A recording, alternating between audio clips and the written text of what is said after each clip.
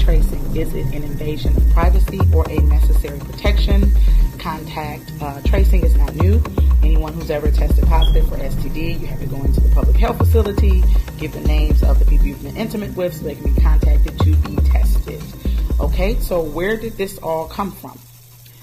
House Resolution 6666 was introduced, and basically it's a bill. I believe it's $100 billion to get awards to eligible entities to conduct diagnostic testing for COVID-19 and related activities such as contact tracing through mobile health units and as necessary at individual residences and for other purposes. This is very, very controversial, and let's just get into some of the points of it.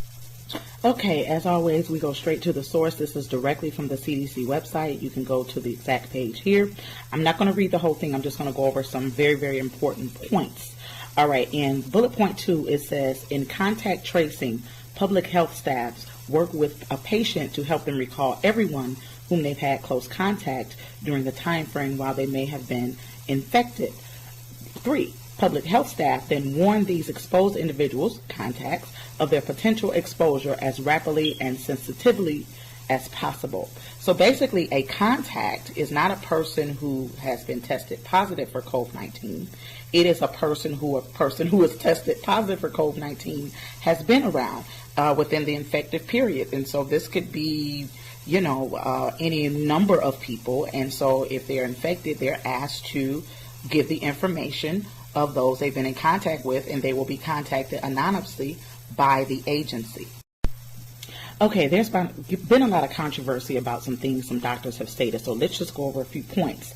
Contact investigation in care facilities, other congregate living settings, and households with many people living in one house is a priority. These are healthcare facilities, including long-term care, group home board, homeless shelter, federal, state, local prisons or correctional facilities, and crowded multi-generational housing.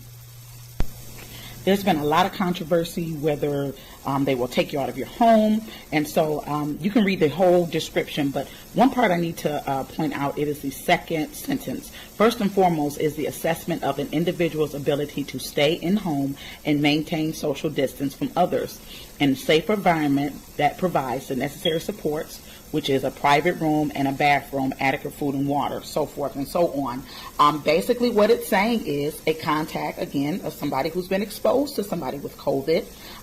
You need to quarantine yourself. And to properly quarantine yourself, you need to have a private room. In other words, nobody else is sleeping in the room with you, and a private bathroom, no one is sharing your bathroom.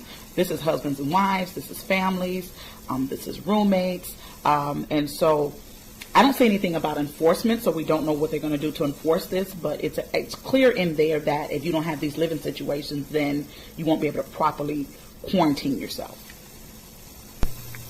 This next piece is interesting, and basically it says that engagement of the public with contact tracers must be widely accepted for it to work. And so basically in here they're urging key officials and community leaders to engage the community to have them basically accept the contact tracing effort. So I thought that was very interesting. That's actually right on the CDC website, as you can see. This article is in Michigan, my home state. Quickly, they have already hired a company that's going to be doing this, and it says Rock Connections will oversee volunteer staff who will call identified close contacts for daily check-ins.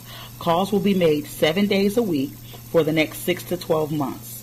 So that's right there, plain as day, that if you're a contact, they're basically going to be contacting you every day from anywhere from 6 to 12 months. This article is out of the Seattle Times, and it talks about the restaurants reopening and that they need to keep a log of everybody that comes to the restaurant. Similar situations were going on with Kansas City about churches, but I believe they've changed that. But these type of measures are going to be going on. And so what do you all think? Is this a necessary protection or is it an invasion of privacy? Leave your comments and subscribe to the channel.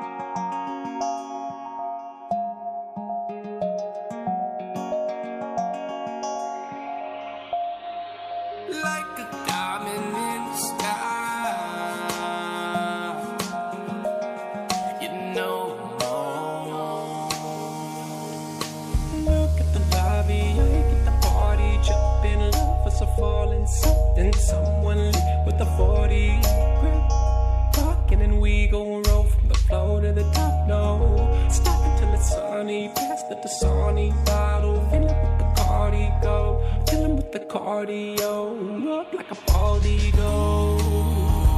I'm on. Oh, I'm on. Like a diamond in the sky. You know more. I've been looking for somebody just like you.